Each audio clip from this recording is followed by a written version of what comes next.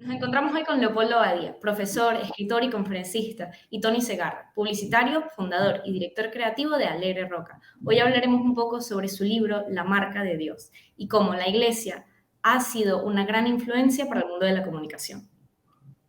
Mi primera pregunta era ¿cuál fue la razón que los inspiró a escribir un libro que unía la temática de la influencia de la Iglesia como dentro del área de la comunicación y el mundo del marketing y cómo estas dos se nutren? Bueno, ¿vas tú, Leopoldo? Sí, porque eso me lo sé yo mejor. Venga. Yo estaba en un bar desayunando y apareció Tony. Entonces, como yo iba a ese bar con frecuencia y parece que Tony también, pues un día nos hicimos amigos. Y entonces él se le ocurrió decirme que tenía una teoría y es que todo lo que se ha hecho del marketing y de comunicación en la historia de las empresas, todo está copiado de la Iglesia Católica. Bueno, entonces incluso tenía un documento de 6 páginas, me lo entró. Es un documento que se titulaba Hombres de poca fe. Bueno, entonces yo dije, oye, ¿por qué no escribes un libro? Y digo, no, es que yo no escribo. Y le dije, ¿y si lo escribimos entre los dos? Eso sí. Y así salió el libro. O sea, que más simple y más fácil imposible. Sí, por añadir algo, primero, Leopoldo siempre dice copiado. Yo creo que utilizaba una palabra menos tajante, tipo inspirado, pero bueno, vale también copiado. Y decir que es una vieja obsesión, en mi caso. O sea, yo casi desde los inicios de mi carrera empecé a ver analogías muy claras entre lo que hacíamos nosotros, lo que siempre había hecho la Iglesia y había hecho bien. No hay que olvidar que llevan 20 siglos comunicando. Y sí, tengo esa obsesión y que la utilizo muy a menudo y hago analogías y comparaciones constantemente. Y cuando me lo planteó Leopoldo pensé, hombre, pues qué bien, ¿no? Porque hablar con un economista serio y además católico practicante y que de estos asuntos de los dos, tanto de economía como de teología, sabe un rato, pues me pareció que era el conversador perfecto, aparte de que es muy divertido hablar con él y muy nutritivo. Mi segunda pregunta era un poco ya sobre el formato del libro y es, ¿qué los inspiró a tomar la decisión de que el formato fuese un formato conversacional? Es casi una conversación entre ustedes dos planteada en formato de libro. Bueno, ya lo ha explicado Leopoldo, mi pereza básicamente. Es decir, yo realmente me considero un buen escritor de textos de 30 segundos y poco más. No alcanzo mucho más que eso. Y me pierdo en el momento en que tengo que desarrollar textos largos y digamos, digresiones largas. Y bueno, Leopoldo me planteó esa posibilidad de que fuera una conversación. Luego Gonzalo, su hijo, que antes lo habéis visto, fue capaz de grabarlo, de transcribirlo, de editarlo, de darle un sentido. En realidad el libro lo ha escrito él. Y entonces ha salido una cosa razonablemente legible e interesante. La verdad es que espero que sea tan interesante como los 2 años que nos pasamos hablando Leopoldo y yo, porque fueron muy divertidos. Sí, porque el trabajo ha sido divertidísimo. O sea que realmente, mira, al final del libro es cuando nos planteamos, esto habrá que acabarlo algún día, ¿no? Eran diálogos, repito, que como dice Tony, los grabábamos, los transcribíamos, tal, con lo cual era hablar, oye, fenomenal. Y llevábamos 2 horas hablando y decía, habrá que cortar, ¿no? Pues sí. Bueno, entonces que el formato ha sido muy fácil, muy fácil. Una cosa, que además, como el tema podía ser un poco delicado, llegamos el planteamiento que hicimos al principio fue, podemos decir lo que nos dé la gana. Es decir, no se puede decir, quizá esto está mal, no, aquí se dice lo que haga falta. Luego, si hemos dicho muchas herejías, pues ya las recortaremos. Bueno, o sea, entonces, sea total libertad para dar lo que nos dé la gana. Y a las 2 horas siempre mi hijo decía, basta, porque si no, aún seguiríamos. Luego, otra pregunta era que uno de los temas centrales que plantean en el libro es el hecho de que las marcas tienen que tener esta, digamos, inspiración de la Iglesia de tener la intención de perdurar en el tiempo, no lanzar un mensaje que sea para mañana, sino que sea para siglos y siglos. ¿Cuál es la importancia de que las marcas sigan este consejo y hagan caso a él? Eso es más tuyo. Bueno, a mí a mí, desde mi punto de vista de publicitario, digamos, me parece fundamental. Es decir, de hecho, yo diría que soy incapaz de pensar en una campaña o en una estrategia de comunicación, si la palabra estrategia ya lo dice, sin pensar en un mínimo recorrido temporal, ¿no? Digamos, la lección de la Iglesia es que si ese recorrido temporal es la eternidad, que es un poco como la Iglesia se plantea el suyo, pues mejor todavía, ¿no? Es decir, a lo largo de la reflexión en torno a estos temas, digamos, llegó un momento que decíamos, hombre, quizá las marcas, la pregunta que deberían hacerse es de lo que yo soy y de lo que yo puedo explicar y de lo que yo hago, ¿qué hay de eterno, ¿no? ¿Qué hay que pueda durar siempre? ¿Qué hay que me haga, digamos, presente de una manera relevante en la sociedad para siempre? Y para empezar, porque muchas marcas seguramente encontrarían que no tienen nada, ¿no? Y que es un buen paso para la disolución amable y tranquila de una compañía y para empezar una cosa que tenga sentido, ¿no? Pero es verdad que en los últimos tiempos, y hablo de décadas, hay una obsesión financiera, y eso Leopoldo sabe más que yo, y un gobierno financiero del mundo que hace que lo más importante para cualquier compañía que no sea, digamos, o familiar o bien establecida es el próximo trimestre y los resultados del próximo trimestre. Y con digamos, con ese cortoplacismo es muy difícil construir. Literalmente construir tiene que ver con construir en el tiempo, ¿no? Entonces, respecto al cortoplacismo, yo decía que había como dos maneras de dirigir, que era una a base de tomar decisiones cada día y otra decir dónde quiero llevar mi empresa en el futuro y qué tengo que hacer yo cada día para llegar allí. O sea que era que dominara el largoplacismo y que el cortoplacismo fuera simplemente instrumentos para llegar allí. Bueno, entonces, con esto, resulta que a mí Tony hablaba de la marca de la iglesia, el crucifijo. Bueno, entonces resulta que a mí se me ocurrió decir una tontería, pero para mí era importante.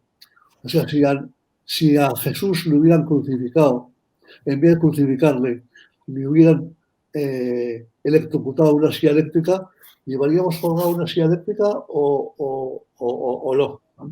Bueno, entonces, ya sé que es una pregunta, que es una tontería, porque ya se ve que no. Pero bueno, entonces ahí, no sé si es el momento de introducir, Tony, nuestro asesor teológico. Sí, yo creo que sí.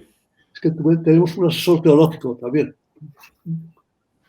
Sí, bueno, en este proceso hay una pregunta que siempre, en las presentaciones del libro, siempre hicimos al final de las presentaciones, que era si tuvieras que poner este libro en alguna estantería de una librería, ¿en dónde lo pondrías? ¿No? Porque efectivamente habla de marketing, tiene también, por definición, componentes religiosos, podría tratarse de un libro de no ficción general, ensayo sobre un tema más o menos relevante. Es decir, hubo quien dijo que tenía que estar en filosofía en algún momento, pero nosotros creemos que hemos construido una categoría nueva que es la teología marketingiana o el marketing teológico, ¿no? Que es una categoría nueva que no existía y que supongo que no existirá después de este libro, pero que durante un tiempo pues, puede funcionar. Entonces, para que la parte teológica, digamos, también la marketingiana, pero la teológica fuese, digamos, sólida, Leopoldo convocó a un señor, Jordi Pujol, que nosotros, por diferenciarlo de otro famoso Jordi Pujol, le llamábamos el bueno, sin ningún ánimo de calificar. Y este señor, que es profesor de la Facultad de Comunicación del Vaticano, por tanto, probablemente, si aceptamos la teoría del libro de que los que saben de comunicación es la Iglesia, pues esa facultad seguramente es una de las mejores facultades de comunicación del mundo, pues nos tuvo la bondad de tener una sesión con nosotros de un par de horas en la que yo particularmente aprendí más que en los últimos 20 años de mi carrera y que, digamos, tuvo también la generosidad de controlar si habíamos dicho alguna barbaridad no publicable, digamos, ¿no? Así que hemos tenido, digamos, el aval o la garantía de un señor razonable, lo que le da más valor al libro. Es decir, más allá de lo que hayamos podido decir Leopoldo y yo, pues hay alguien detrás que le ha dado seriedad. Entonces, respecto al tema de la silla eléctrica o del árbol, bueno, Jordi Pujol, el bueno, nos decía que había como una teoría, que la teoría de que el pecado original fue porque nuestros primeros padres comieron de la fruta de un árbol, o sea, había madera. Segundo, que la alianza entre Abraham y Dios fue, Dios le pedía a Abraham que llevase a su hijo, que sacrificase a su hijo, y su hijo iba por la madera para el sacrificio, y que luego la crucifixión se hizo en un leño. O sea, él lo que nos decía es, lo que en un leño se estropeó, en un leño se arregló. Bueno, por lo cual, esto es una teoría que te da más o menos valor, supongo que bastante, pero claro, que se cargaba definitivamente lo de la silla eléctrica, que ya se veía que nacía muy tocado. Eso era hacer. Tal vez si nos hubiesen comunicado la silla eléctrica de la forma de la cruz, al final los expertos en la iglesia en materia de comunicación y la usaríamos, ¿no? Pues es posible. Sí, es verdad que nos han colocado un instrumento de tortura, claramente, y lo hemos adquirido, lo hemos asumido como un símbolo de otra cosa. Así que es posible que sí, es posible que si hubiera sido una silla eléctrica o una jeringuilla con un veneno, pues también ahora mismo estaríamos adorando una jeringuilla. Lo fascinante es que estemos efectivamente adorando que hayamos convertido un instrumento de tortura en un símbolo de esperanza al final, ¿no? Y de salvación, de alguna manera, ¿no? de redención. Exacto. Y que lleve 2000 años, claro, en funcionamiento. Y que además, si yo mañana quiero montar una empresa y poner la cruz como logo, nadie va a decir que no. Es decir, que llegan los nazis y se apropian de la cruz, la estropean un poquillo, llegan la cruz amada, pero al fin y al cabo era una cruz. Bueno, o sea que es una cruz, un logo con mucha personalidad, y luego más eso que oye, que ya lleva 2000 años y que parece que lleva camino de mucho más. Sí, a mí eso que cuenta Leopoldo es una de las lecciones que me parece más impresionantes de la Iglesia, ¿no? Es verdad que probablemente tiene que ver con los 20 siglos y con el tiempo, ¿no? Y con la duración, digamos, de la marca. Pero el hecho de que la Iglesia no tenga ningún problema en que cada cual haga su propio logotipo y lo haga suyo, incluso si no cree, incluso si no es creyente, incluso si no forma parte de la comunidad, que lo entregue de una manera tan generosa, digamos, su logo, ¿no? Es justamente lo contrario de lo que hacen la inmensa mayoría de las marcas en el mundo, ¿no? Que se molestan porque utilices un rojo distinto al rojo que hay que, ¿no? El rojo Coca-Cola es un rojo concreto, la tipografía es una tipografía concreta, es decir, tienden más a un control de la marca como si la marca fuera suya, cuando en realidad lo creo que la Iglesia lo que nos enseña es decir, no, la marca es esa imagen mental que la gente, mental y emocional, que la gente se ha creado en sí misma y que pertenece a la gente. Y tú la vas construyendo a base de lo que vas haciendo, pero es la marca es aquello que la gente piensa de ti, no lo que tú le haces a la gente decir que eres. Por tanto, en eso también hay una enorme sabiduría de decir, yo no puedo controlar eso, por tanto lo entrego y la gente lo hace suyo y eso hace que al final la marca sea mucho más poderosa, ¿no? Sí, exacto.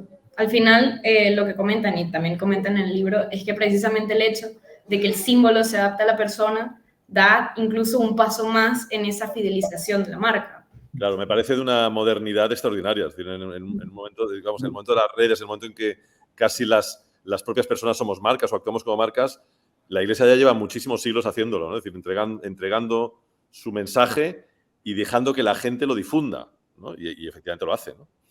Hay un tema que es, si quieres, de menos importancia que esto, pero que la palabra propaganda fue inventada por la Iglesia Católica. Que eso me hizo mucha gracia.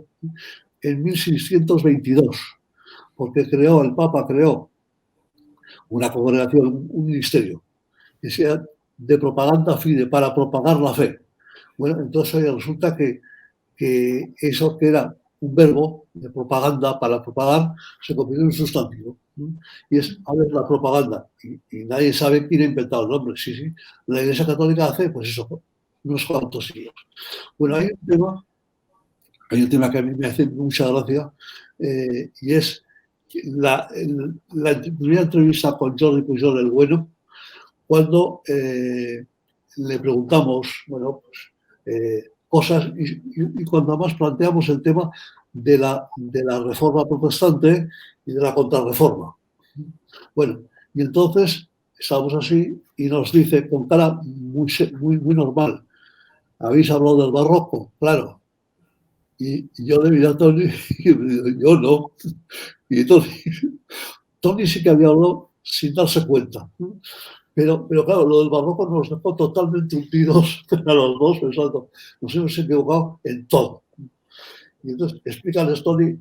Sí, claro, cuando Jordi supo que estábamos tratando de explicar algo en torno a la comunicación y a la Iglesia, a él le pareció que el ejemplo más claro y más evidente de eso, digamos, la gran campaña de publicidad de la Iglesia fue el barroco, que es la reacción a la principal crisis que la Iglesia ha tenido. Posiblemente ahora tenga una crisis de un tamaño parecido con el tema de la pederastia, pero es verdad que la Reforma fue una crisis profundísima que partió la Iglesia en dos y que hubo un momento digamos, de zozobra enorme, ¿no? Y a esa crisis la Iglesia reacciona con una campaña de publicidad en toda regla, que es el barroco, que es, digamos, inundar frente a la iconoclastia, digamos, y el puritanismo de la Reforma.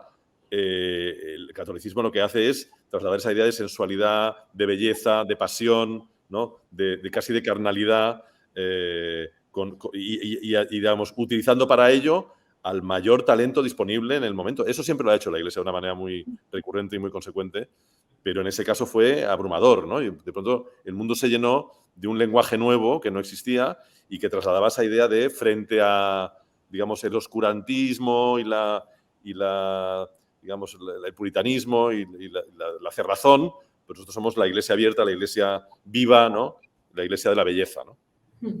Entonces, los jesuitas, en la fundación de los jesuitas, durante ese momento, en los jesuitas hicieron la primera iglesia barroca que hay en el mundo, que es la del Jesús en Roma.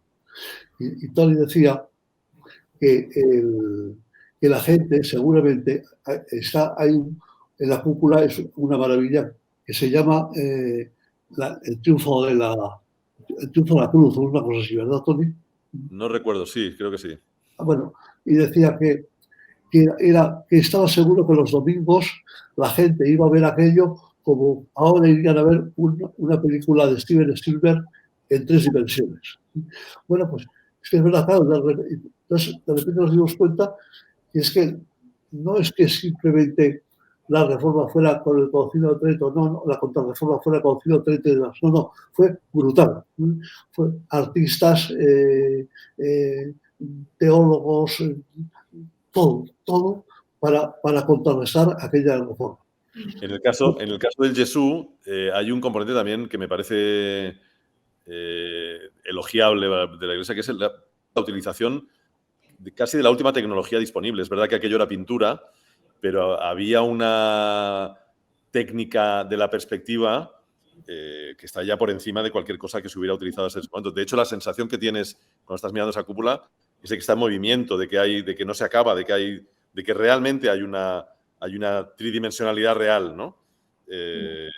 Y claro, a mí me parecía, si hoy ya es impresionante, yo me imagino esto en el siglo XVII debe haber sido pues eso, para lo que utilizamos hoy el contenido, que es para captar audiencia, ¿no? Es decir, para lo que hacemos Avatar, que es para llevar a millones de personas al cine. Pues la Iglesia ya tenía claro en aquel momento que para atraer esa audiencia tenía que utilizar, pues eso, el mayor talento disponible y la última tecnología disponible, ¿no? Para que la gente acudiera. Sí, es la monumentalidad como un factor para atraer a la audiencia al final. Exacto. Y ahí tenemos una duda. Claro, nos vamos saliendo dudas, las dejamos aparte. Porque el Jesús lo encargó San Ignacio de Loyola, primer general de los jesuitas. Y se murió enseguida. El segundo general de los jesuitas no hizo nada. Y el tercero hizo la Iglesia. Entonces Tony decía, ¿y el segundo por qué no hizo nada? Pues mira, eso forma parte de un trabajo de investigación que haremos. El segundo como los clientes de las marcas, ¿no? Hay clientes que hacen y clientes que no hacen, clientes que paran, clientes que son más conservadores. Pues seguro que el segundo fue el típico de no metamos en líos, que eso es muy caro. El pintor me quiere cobrar un pastizón y vamos a dejarlo como está. Y hacías algo de Lutero tampoco es tan importante. Claro. Pues, oye, hay una cosa que esto es lo primero que me dijo Tony, lo primero, en el bar, San Pablo. San Pablo, patrón de la publicidad. Bueno, yo no sabía. Pero luego pensé una cosa. San Pablo es un señor que empezó por Turquía, en el este, y fue recorriendo Turquía, toda Turquía, y llegó hasta Grecia, volvió otra vez 3 viajes así, montando, Tony me decía, montando delegaciones, escribiendo cartas a cada una de las delegaciones, hablándoles de doctrina en general y doctrina para aquella concreta delegación. Y claro, patrón de la publicidad, por supuesto, yo digo, este señor, en esos momentos, lo coge un headhunter y lo coloca, pero bueno, pagando lo que quieras por él. O sea, la idea de Tony la tenía mucho más elaborada. No, porque yo había leído en un libro de Antonio Escotado que se llama Los enemigos del comercio, digamos que la construcción... es verdad que cuando hacemos comparaciones, son comparaciones, como todas las comparaciones, odiosas, ¿no? Porque es verdad que no estamos hablando de producto, no estamos hablando de cliente, digamos, utilizamos, digamos, con atrevimiento conceptos que en realidad son poco aplicables a la Iglesia, pero bueno. Yo lo que entendí del texto de Antonio Escotado es que el que había diseñado el producto, de alguna manera, el que había convertido el producto, el mensaje, digamos, de Jesucristo en un producto comprable, asumible, había sido San Pablo, ¿no? O sea, que demuestra de alguna manera su inteligencia. Fue un poco el Steve Jobs. Yo siempre cuento el ejemplo de, ¿no? Wozniak diseña el ordenador, pero es un ordenador que es una tabla de madera con circuitos, ¿no?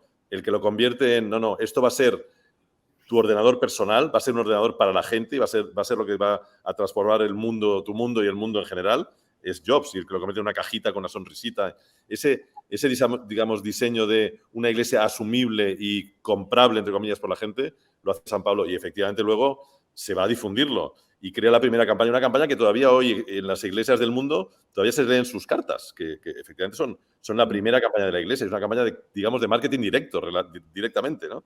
Y además, teniendo en cuenta, si uno se pone a pensar, seguramente las cartas en aquel momento eran un poco como hoy Internet o la inteligencia artificial, debían ser una tecnología sofisticadísima, ¿no? De hecho, me parece asombroso que hayan llegado a nosotros todavía, ¿no? Y que llegaran a los efesios, ¿no? Que San Pablo mandara una carta y al cabo, supongo que de meses, llegara la carta, se leyera y tuviera el efecto que tuvo, ¿no? O sea que efectivamente, ahí entendí por qué San Pablo es nuestro patrón, claro.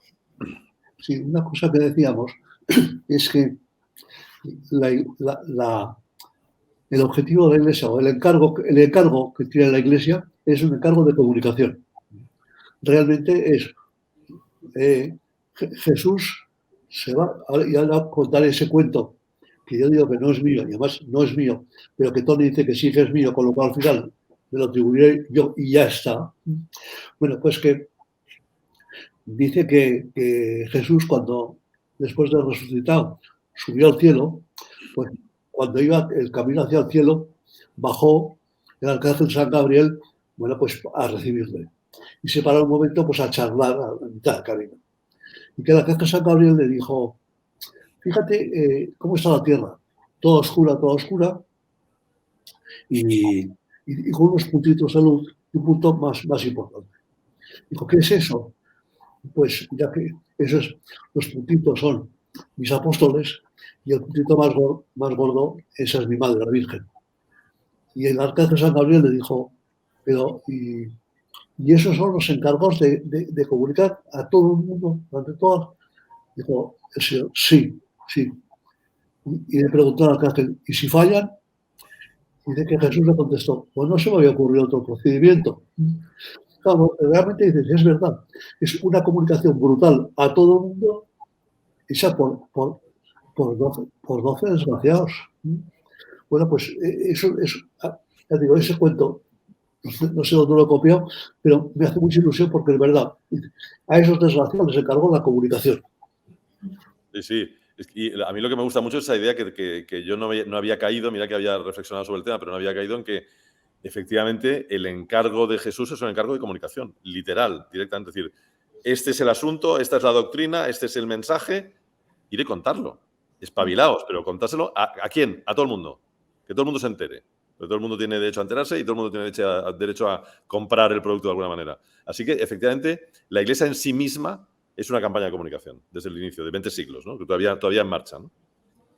Tenemos una cosa, que es que como un adelanto de algo que ahora se considera como un buen gobierno corporativo, que es esto de que haya en todas las empresas haya como dos figuras, el chairman y luego el presidente del ejecutivo. O sea, el chairman un poco responsable de la estrategia y el ejecutivo el del día a día.